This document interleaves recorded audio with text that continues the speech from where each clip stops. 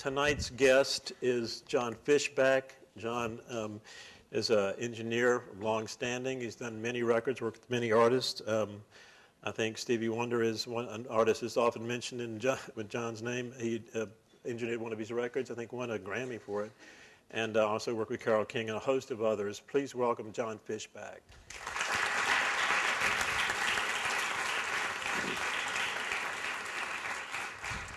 So John, also, I mean, you own Plety Street, right? I own it with Mark. You and Mark Bingham. Yeah. So how long has that been going on? Almost 5 years now. So you're trying to make is it working out after Katrina? You're still up and running and everything? Yeah, we're lucky. We're close to the river, and the water came about a block and a half from us, but we had no water, and I looked the other day, I think October 15th, I was attempting to do a session in there. You know, there were some people that had stuff kind of in the works and other people who really wanted to do something and they wanted to do it there. So when we had electricity, which was part of the time, we worked. And we've been busy ever since. You did that Elvis Costello, Alan Yes, Toussaint record? we did that there. How'd that work out? Worked out great. No brownouts, so that was real good. No, we were real lucky. People who came understood that the power would go off occasionally, and you learn to live with it, and you try and back up your stuff as much as possible, as often as possible, and wait it out. Sometimes you have to wait till the next day. Do you find that you're getting business from outside the city, that people are coming to the city to work in the studio? We always got that business. We always had business from all over the place. We have a really big room, and it's especially good for rock and roll drums. So we have a lot of people that come from LA. Basically, they'll just do drum tracks. Really? And then leave and go do the rest there. We do a lot of stuff with Dave Fortman, who's a young producer engineer who does a lot of hit records. And he does a lot of his stuff at Plety Street. And people come from all over to do it. It's a really, really, really great room. It's pretty much the major studio in town these days, right? Yeah, everyone else got wiped out. So Ultrasonic. Yeah, we're kind of the ones left standing. I mean, there are a lot of studios in New Orleans. There aren't, I'll reference it as a world-class studio, and all that doesn't mean that it's a great studio. What it means is that if you're someone like me, an engineer, who's used to working a particular way, you could come to Plety Street and you'll recognize the equipment that we have. So we have a big solid-state logic board. We have analog tape machines. We have, Pro Tools like everybody else. But we have recognizable stuff. We have a lot of really, really great microphones. I think we have over 150 mics. So an engineer can come from England and come to Plety Street and walk in and get to work. It's not a problem, whereas a lot of the other studios are kind of patched together pieces, and someone like me walking in, I would have to rely on whoever actually owns the studio or runs it to help, because you'll be lost otherwise. Mm-hmm. What kind of staff do you have over there? Small. We have basically two guys. There's Mark and I. We have Sean, who's a minor partner, but who runs the place. She does all the business of the studio. We have two guys that are, they actually started out as kind of interns, and then they became assistant engineers, and now both of them are more than proficient at being an engineer. So they're both Pro Tools wizards. They make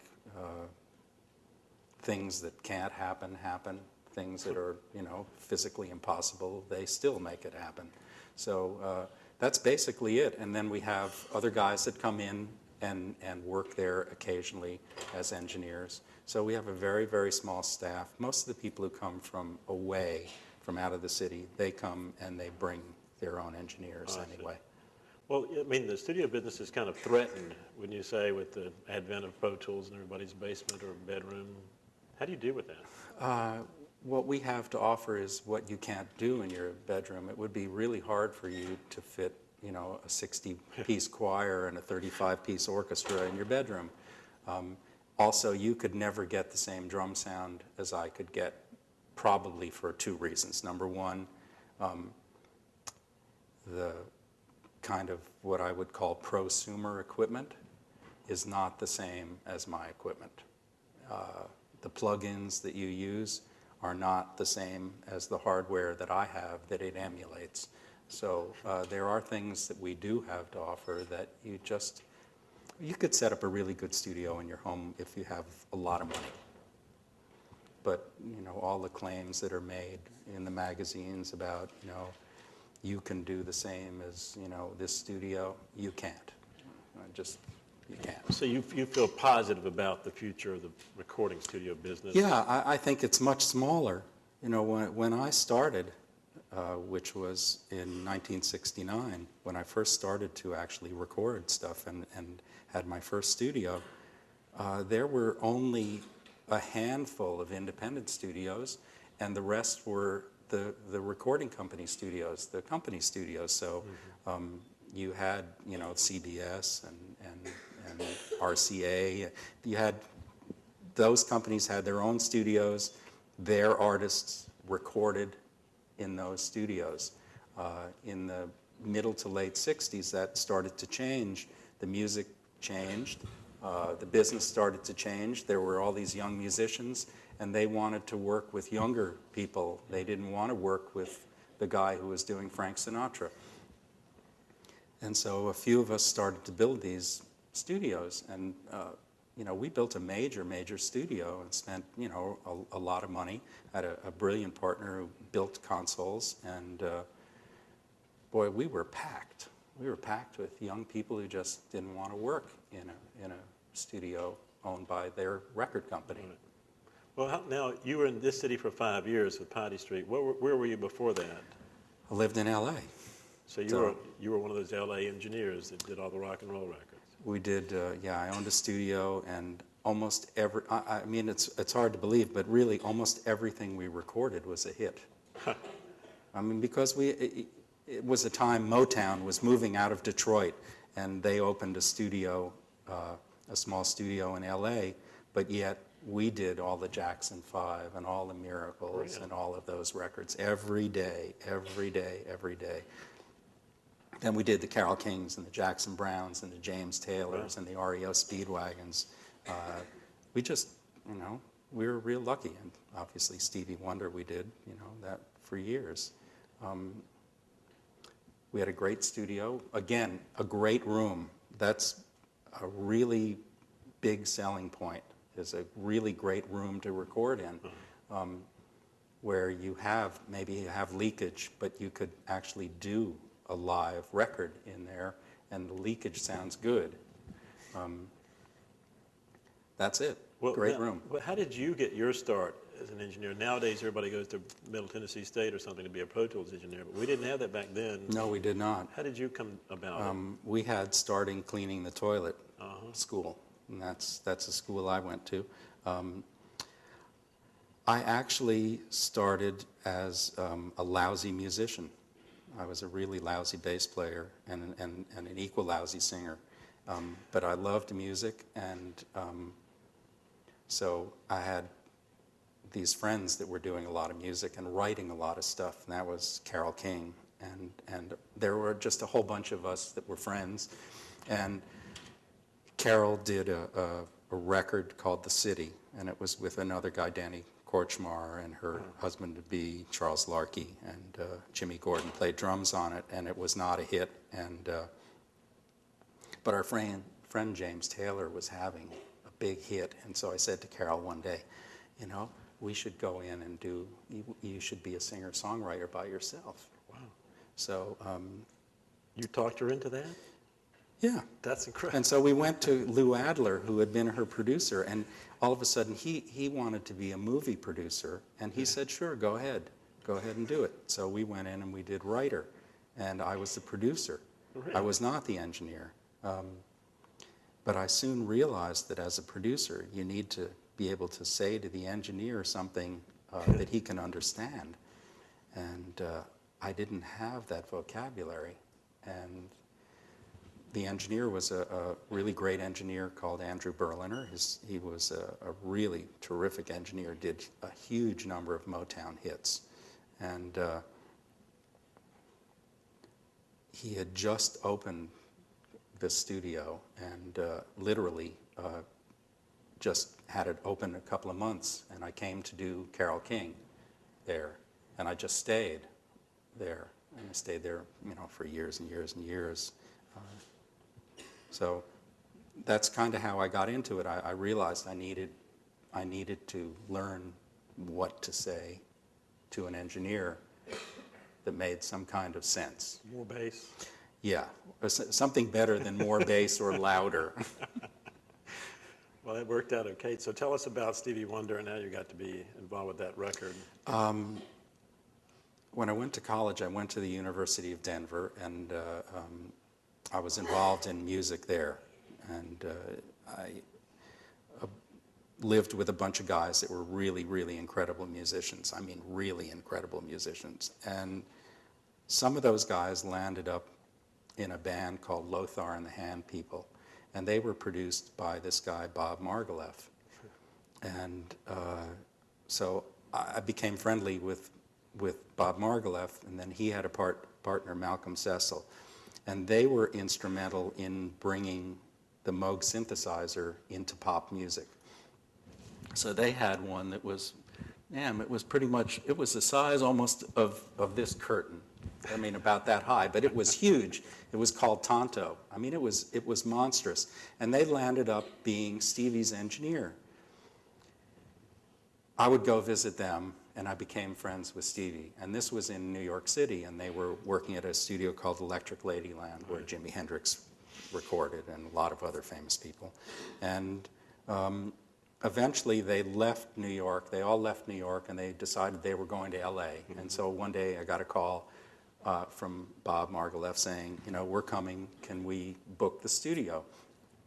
I said, sure. So they came and they did a bunch of work at my studio with Stevie, and, you know, they put out a whole bunch of great albums over a few years.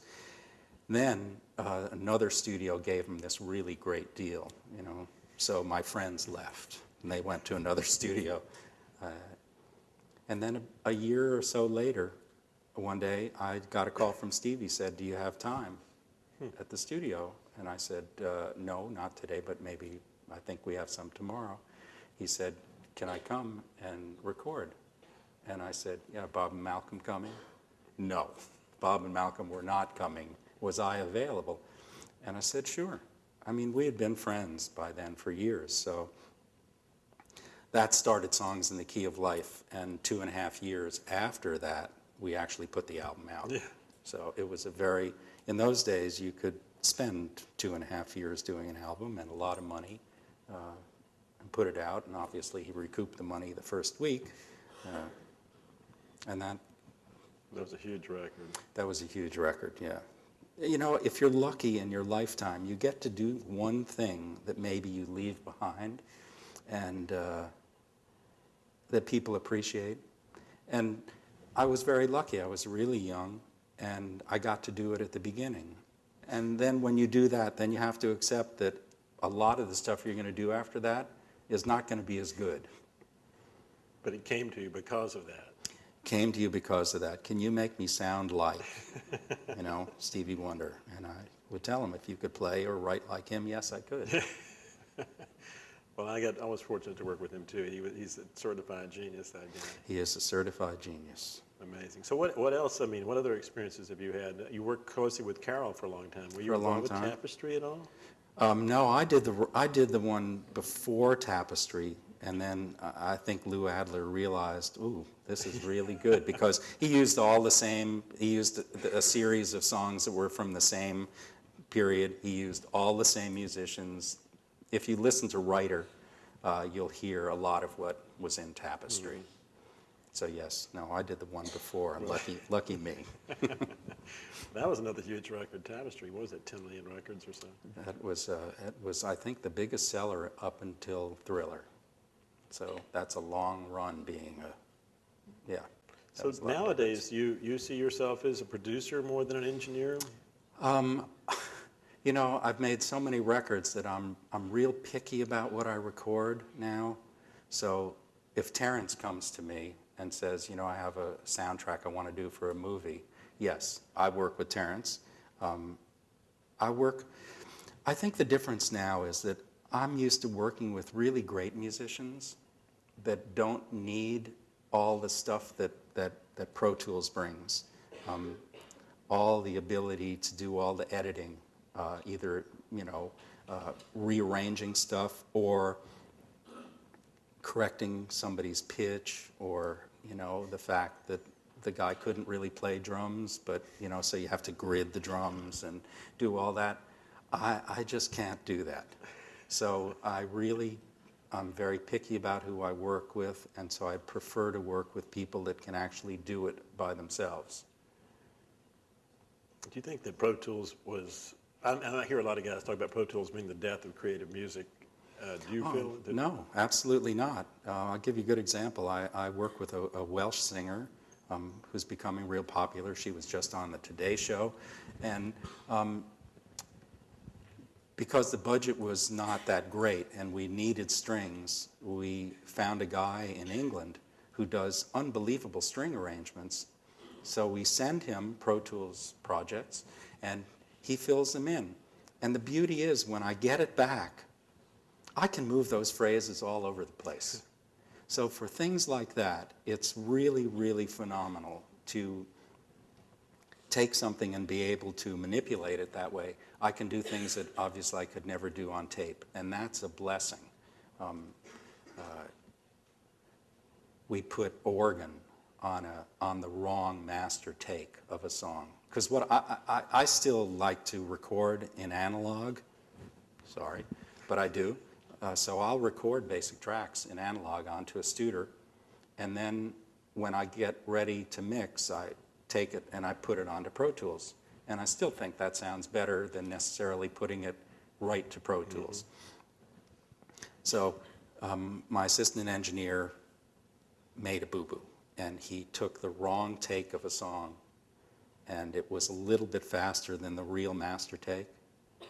And so when I went to mix the song, I kept thinking, there's something wrong, and the artist assured me, no, this is the right take. And I said, no, this is not. And I went back, and sure enough, the take that was the master take was just a little bit slower. So now my assistant engineer had to take the organ phrase by phrase and insert it in the proper take, but because the other one was faster, they were a little short, all the phrases. And by the time he was through, everything fit perfectly. I still, to this day, haven't figured out how he does it, but he could do it. For those things, for those kinds of particular editing problems and also creative things, I think it's fantastic. I'm one of those guys who doesn't use a lot of EQ when I record. I'd rather buy a really good mic and have a really good mic preamp and figure out what mics sound good on what. So for me, I'm not big into plugins. I'm just not. I don't do that kind of music where I necessarily need that. So for that, for me, it's no big deal. It's turning into a really good recording and editing medium, and as the converters get better and better, the sound gets better and better, and I use it more and more. Up until we got our new Pro Tools HD system, I just wouldn't use it. I could hear such a big difference between the analog. And also, if you mix and you take like a Pro Tools mix and then take a half-inch mix to a mastering guy and ask him, which one are you going to use? There's never been a time where they would say the Pro Tools mix. No, because the analog just sounded so much better, and the emulation programs that they have stink. the tape sounds really, really good. Well, you know, it's interesting that the progress in audio used to be involving a higher level of quality of sound. And now with the iPod and compression and MP3, it's a lower level quality of sound. The advances are all about that. How does that reconcile with all this money and time you spend mixing? I think it's something that you just have to accept.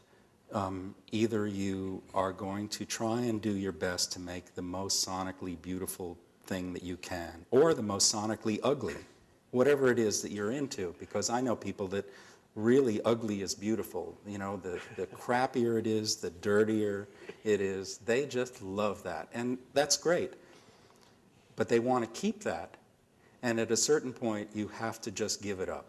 You know, that people are going to mess with it, and they're going to make MP3s out of it. Though I must tell you that the AACs that you get from Apple sound better than any cassette we ever made. So our expectations are very high now, and I think eventually, you know, we'll have iPods that have huge amounts of storage, and so you'll use Apple lossless and you won't lose anything. And evidently a lot of people are storing now their collections in Apple lossless. Take up all your gigabytes.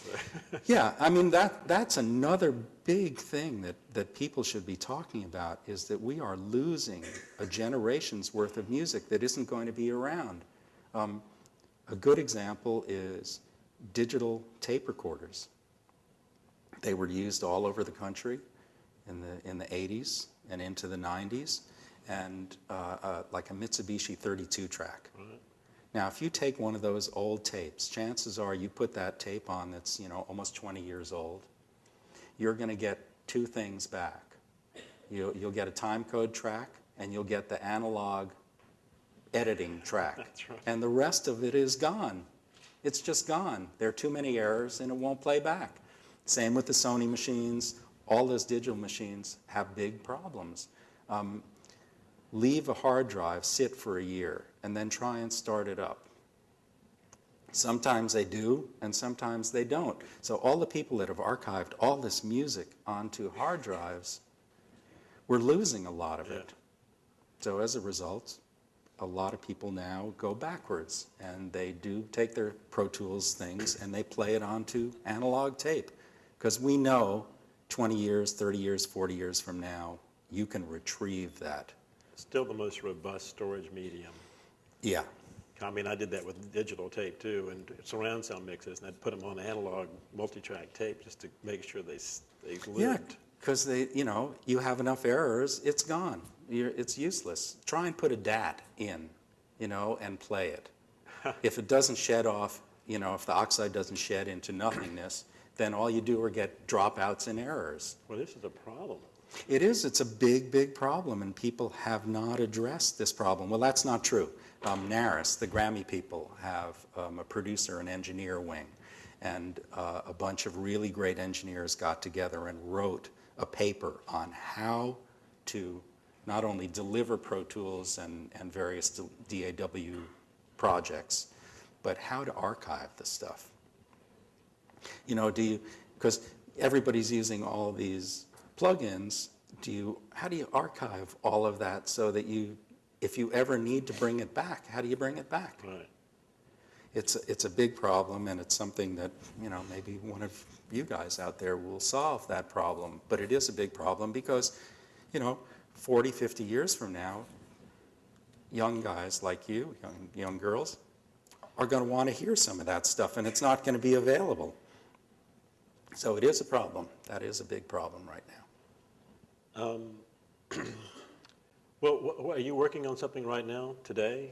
Are you in a project? I have a mastering room at Plety Street, so I do a lot of mastering. And one of the ways for me to be involved in a lot of new music without having to sit through the painful part of making it is to master it, because then no matter how bad it is, number one, I can help it get better.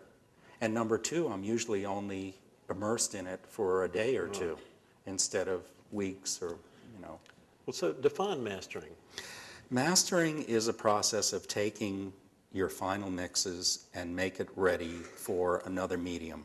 So it could be vinyl, it could go onto a record, it could be that it's going to be a CD, it could be that it's going to be a Super Audio CD or a DVD-A. And what we try and do is take a group of songs and make it into a cohesive work so that there's some kind of linearity in, let's say, the vocal.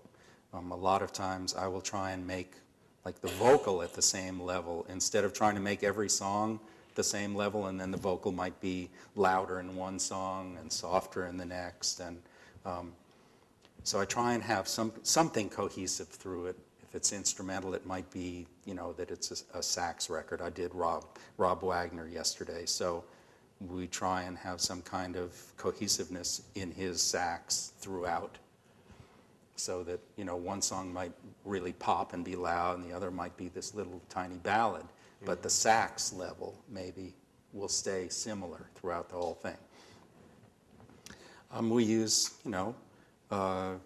compression and limiting and equalization, and I split things into mids and sides so I can process the middle. A lot of times there's so much energy in the middle with a bass and bass drum that I really find that there's no sense in massaging the whole mix when I can just zero in on what needs to be controlled. And it allows something to be wider. You're basically using a two-track tape, left and right. Basically left and right. Right. But I split it into two different things. I split it into, instead of left and right, I convert it into middles and sides. So let's say you have cymbals that are like really, really bright, but yet the vocal isn't really bright, so I can get rid of some of the harshness in the cymbals without touching, because they're usually on the sides, Right. without touching a vocal. Oh, I see. And I can also control a bass or a bass drum, which is in the middle, without the sides Right. pumping. Well, talk a second about stereo. I guess everybody understands stereo at this point, but you are creating a field, and you're the phantom center. And can you talk about that for a second? Yeah. It's really, stereo mixing, the actual mixing of the record is an art, and part of that art is psychoacoustics, to give somebody listening in the end the impression that even though there's a speaker here and a speaker there, that the sound is coming from here. There are ways now to make the sound actually come from the sides or from behind you, even though the speakers are in front of you. So I can do certain things in mastering, but I can't create miracles, unfortunately. And one of the problems with Pro Tools, especially people who have earlier Pro Tools rigs who mix within Pro Tools, is that their mixes sound like they're coming out of a pea shooter. They're just so tiny. There are too many plugins, too many phase problems, and then delay problems with different amounts of delay on different plugins, and it becomes this kind of soupy mess that it just kind of collapses in on itself, and I think a lot of it has to do with using up the DSP that's in the cards. It's much better now, but mixing is an art. And some people are really great artists, and some people really suck. They can't hear worth a damn. And we get a lot of that. I mean, we get stuff in that's distorted, and you just wonder who was listening to it. I did a jazz record recently, and the guy came in, and I said to him, "Did you record this in mono?" No, he didn't. I said, "Well, it's in mono. The whole thing is mono. There's like nothing here. There's nothing there. It's all in the middle." And he said, "Really?" And I said, "Yeah." And he said, "Well, it's not supposed to be." Well, he went back and he fixed some stuff, and it was a little stereo, but not really much. And then I saw him a little bit later, and he said, he played it to all of his friends, and nobody even noticed. I don't think people listen to stereo. I mean, you're spending, if you're mixing a record, you're panning all the instruments. You want to talk about that for a second? Yeah, we use panning to create space. I use not just panning, but delays, reverbs, echoes. I mean, just different things to give things actually acoustic space, and so that it's not in mono. One of the great things is in stereo, when you hear really great stereo, it has this really great impact. It's really very powerful. Not to say that a mono recording can't be powerful, but a really good stereo mix is really great, and you get this sense of things being in different places. Whereas the ham-fisted engineer, the mix is just kind of everything trying to get as loud as the next thing. Yeah. And then, of course, people are into compressors. You all know what compressors are. Anyway, that's the big thing. Make everything as loud as humanly possible. And the abuse of compressors also is a problem. And that was something that really was aimed to get the radio to sound. Yeah, but what people don't understand is that it really has the opposite effect. When you have a highly compressed record, unless it's done by someone really good, because there are engineers, Dave Fortman being one of them, he does Evanescence.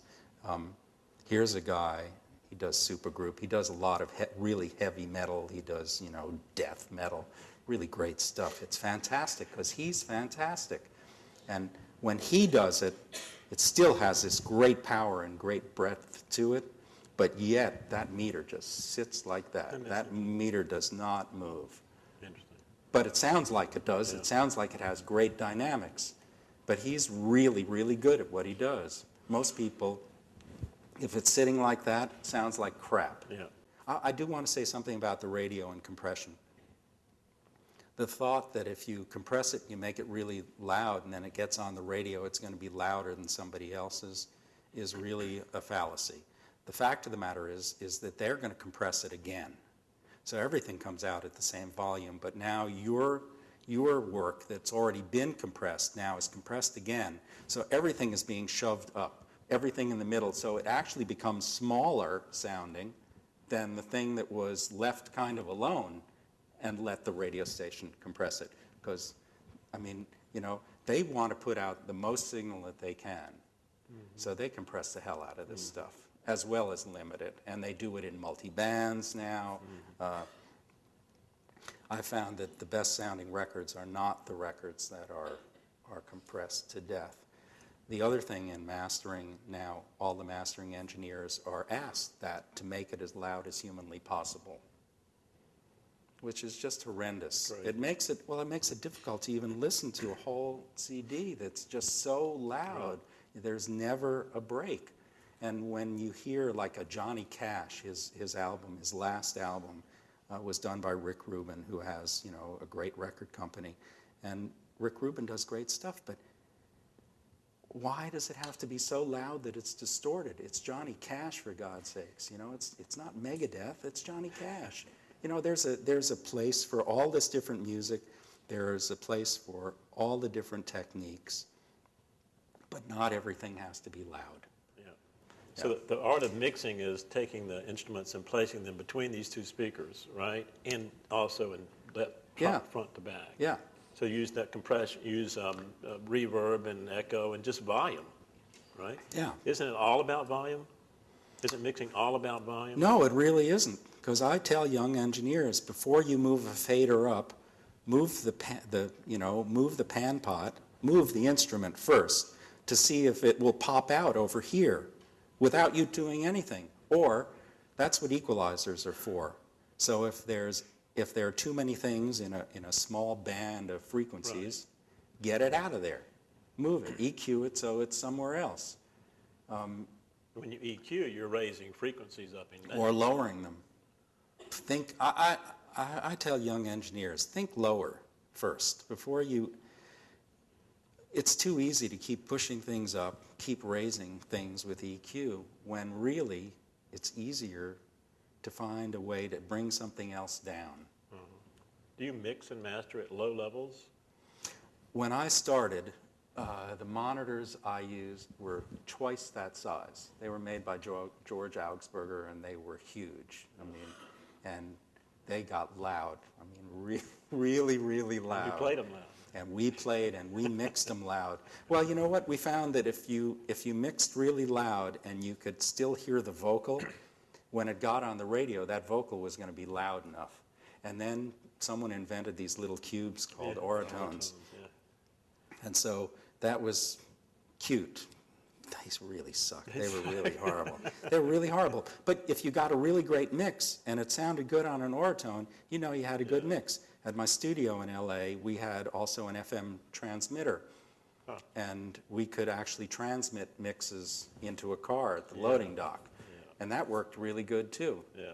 Because in those days, we made separate radio mixes. We made a mix that was definitely, first of all, it was in mono because we did AM radio mixes. And so they were really treated differently. Name your top 5 great sounding records. I think the early Elton John albums that were done by Robin Cable in England were brilliant, and they really set the standard for a long, long time. The Jeff Emmerich records, the Beatles records, you listen to those, they sound great. Who else do I like? I like Metallica. Metallica is a really great sounding band, and their records sound really, really great. Who do I like today? That's a good question. Who do I like today? What have I listened to lately that I liked? I like a lot of the kids. There's a kid, Sufjan Stevens, and he does really great records, and they sound really, really great. But here's someone who's in total control of what they do, and they do it all themselves. There was a guy named Emmett Rhodes in the 70s who did the same thing, who made just brilliant, brilliant records, and he did it all himself. He played everything himself. He recorded it all on an 8-track, and he just made brilliant, brilliant records that sounded fantastic. I've heard records that were done on, an 8-track cassette recorder that were brilliant. It's not the medium, it's the person, it's what you hear in your head. And I think that's really what makes the difference with different engineers. George Massenburg, the greatest engineer to ever live, because here's a man, you can take anything that he's ever recorded and you can play it on anything, and it sounds great. At JBL, they have a fantastic laboratory, and they have a listening room, and they bring people in to listen to speakers, and it's all done in mono, and there's like a black mesh, and behind it are 5 speakers, and you push a button and it's playing music, and a speaker will come to the front, and you can listen to that, and then you push another button and a different speaker comes to that same spot, so you can listen to the same piece of music. When you listen to a George Massenburg piece, it's hard to tell which speaker is which, because it just sounds so good on everything. So he hears that in his head, and people ask me, about recording. I say it's only what I hear. I do what I hear. If I hear that something needs more mid-range, I add more mid-range. If I hear that something's too bright, I bring it back. The way I hear balances and space are just the way just the way I hear it. Other people hear it differently, and so their records come out differently. My partner, Mark Bingham, who is so brilliant, I mean, our stuff sounds so unbelievably different, just completely different, and we have different ways of doing it.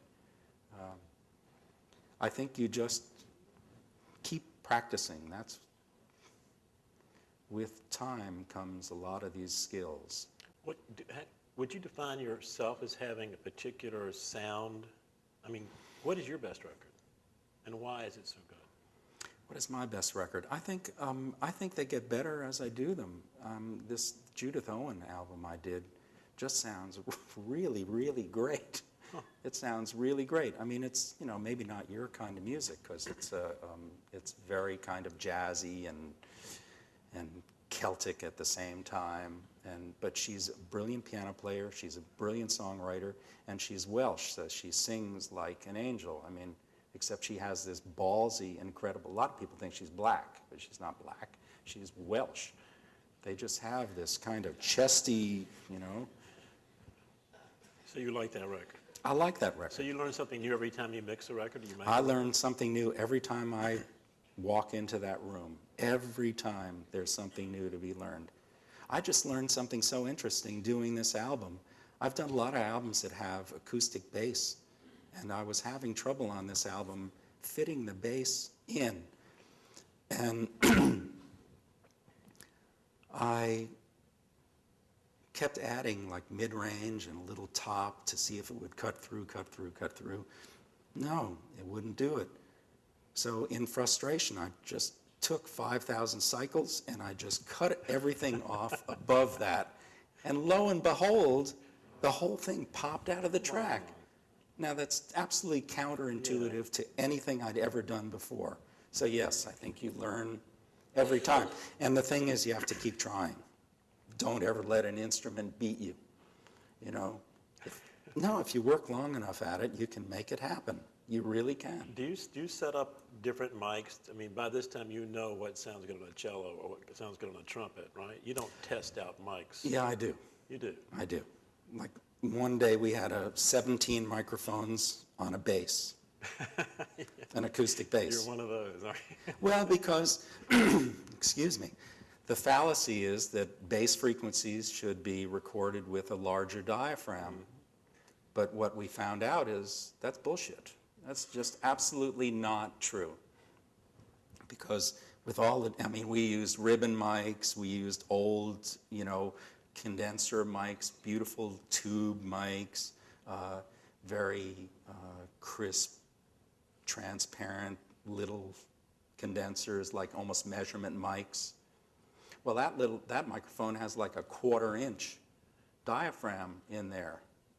It was one of the winners. It sounded fantastic. You know, so we had a great bass player, and we just moved him. We put a line down, and we just moved him. That's interesting. So I think there were 17 mics that we tried. What about a vocalist? I mean, every vocalist probably has an ideal microphone, right? Yeah, do the same thing. Just keep trying till you find what you like. Well, certain mics, you know, sound really great. I have, you know, like I have a Sound Deluxe microphone that's fantastic on certain people. I mean, it's literally fantastic. You can hear like their tonsils. It's so great.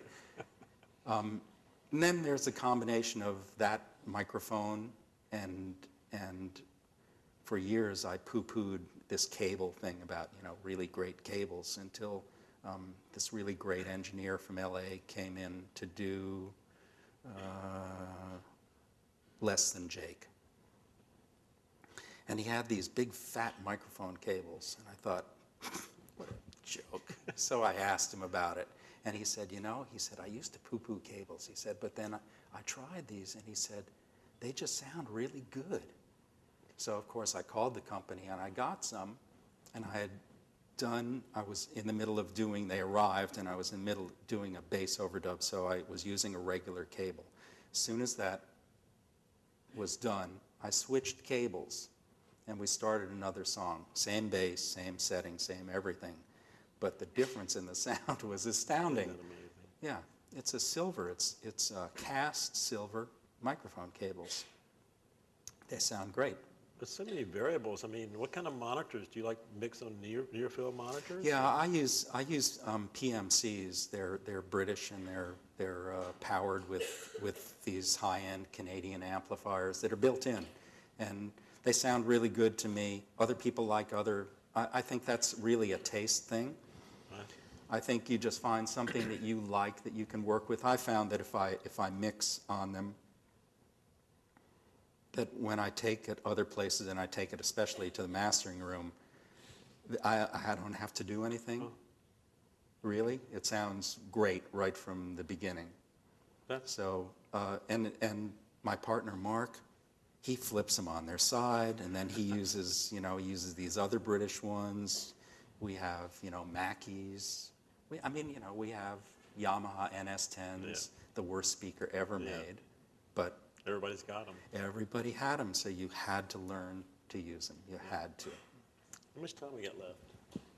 Anybody have any questions for John?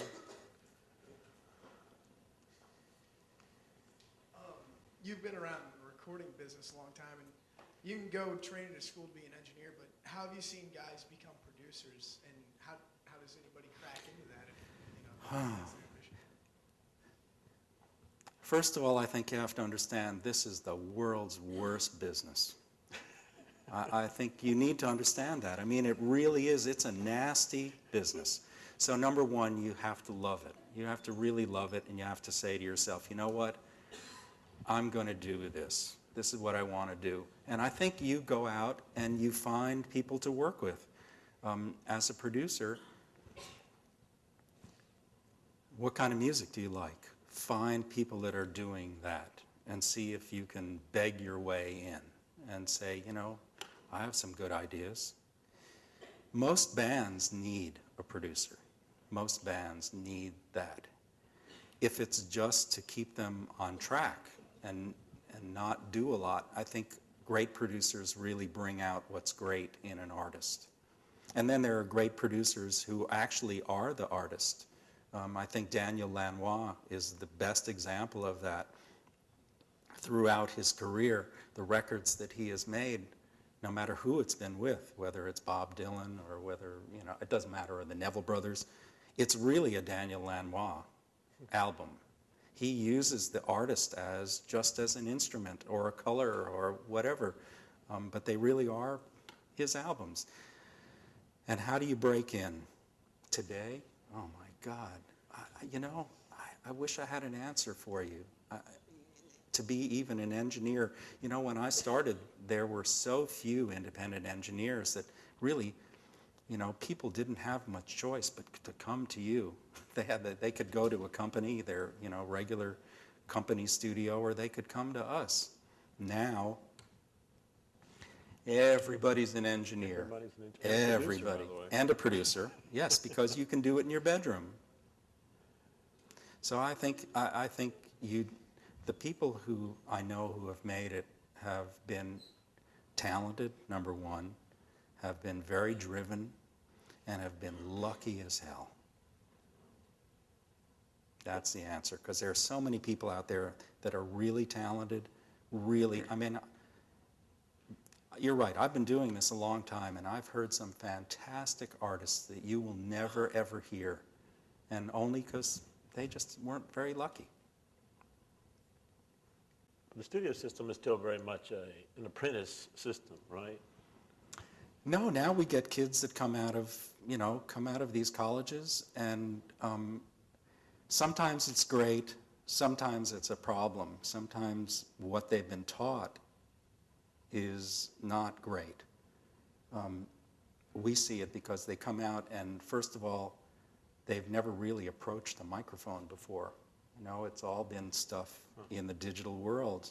It's come off of digital instruments into a workstation. It's been manipulated in there, and it's all lives in this digital world. And they've never had to put a mic on a drum. Where would I put it? So yes, it's very different now. No, the kids we get come from internships from here, right? Where's Tim? Tim's here. Yeah. So what makes a good intern, or a good second engineer? what makes a good, an intern is different a little from the second engineer. An intern is a guy who gets to, like I started, cleans the place up, gets food, makes coffee, and then intrudes on as many sessions as he possibly can and makes himself the biggest pain in the ass in the world. And then he becomes an assistant. Because the kids that don't do that, they're interested in kind of the glitz and the glamour, but they soon find out that there isn't any of that. There's none of it. I mean, I don't care who the artist is in a studio, there's no glitz and there's no glamour. It's just a lot of long hours and hard work, period. So it really kind of, the internship gets rid of most of the kids right away because it's really not what they're looking for. And the ones who stick to it and are a real pain in the ass, they become eventually, because they've been in so many sessions, they now know this is how we hook the cables up, and this is where the microphones go, kind of. I know which kind of microphones go where. Now, to be an assistant, pretty much you better know Pro Tools backwards, forwards, upwards, downwards. That is just a given. And then our assistants have to know all the analog world as well. So they have to know the console. They have to know the tape machines, how to align them, and all that, you know. So in our place, it's a little bit different because we still work in both worlds. You must be teaching them how to align a tape machine because they don't come to you knowing. No, they don't know that. No. I mean, I remember I was doing a work with a really incredible Cuban guitarist, songwriter, and because I mix onto half-inch tape, and the assistant was like amazed that I actually cut the tape. They'd never seen that before. And then cutting the same thing with 24-track tape, editing 24-track tape with a razor blade and some tape. They hadn't seen that before. That's a lost art, isn't it?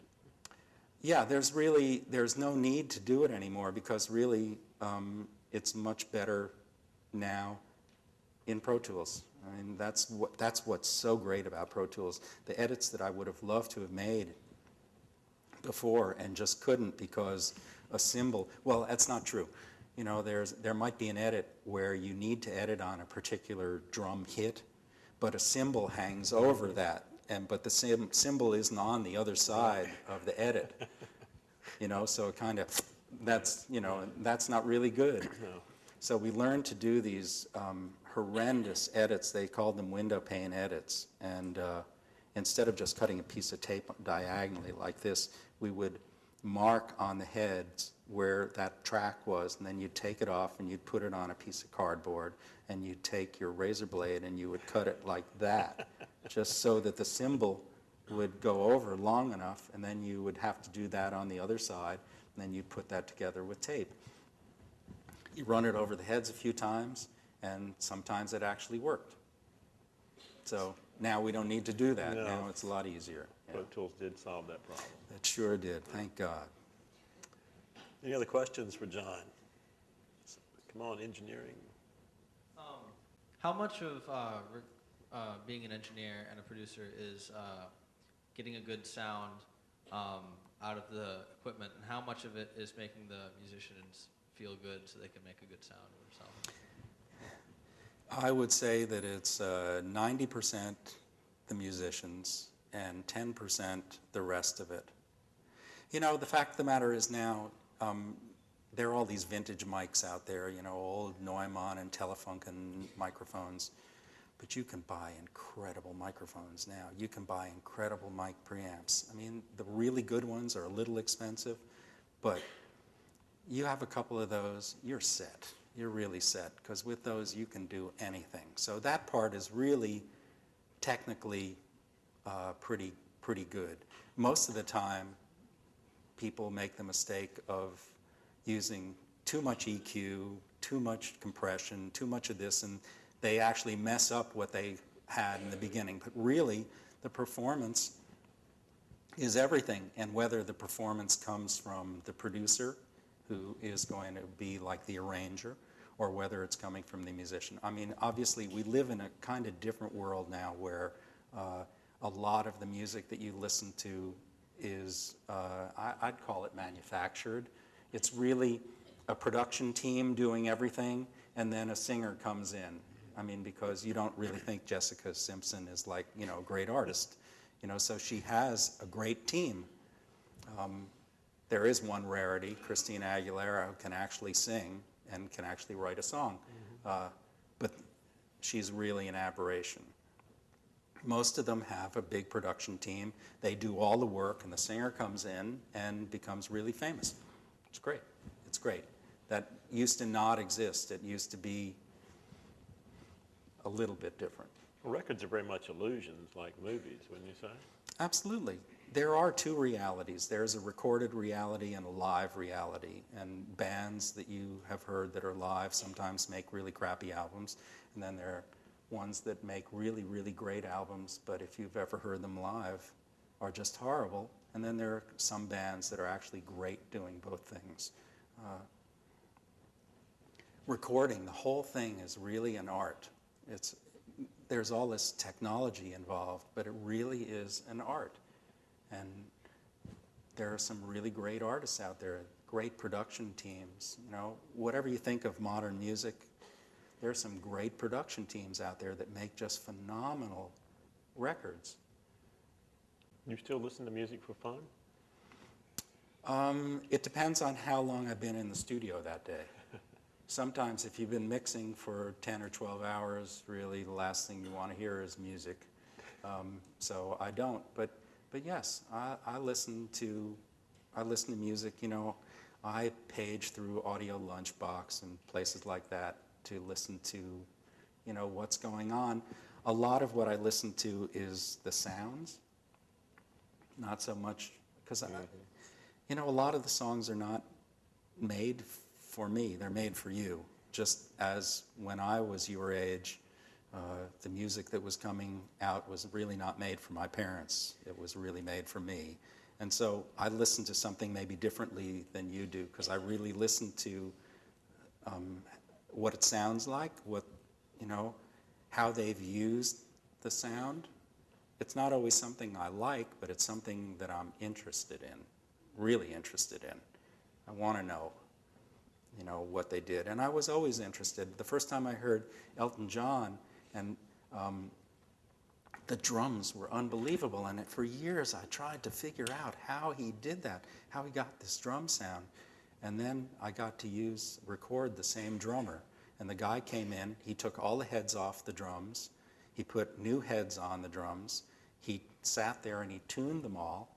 And when he played, there it was. Had nothing to do with the engineer at all. You know, I'd been trying everything. I'd been trying all these combinations of EQ. I had like third octave equalizers with all these weird shapes so that I could get the drums to sound like this guy's drums sounded without doing anything.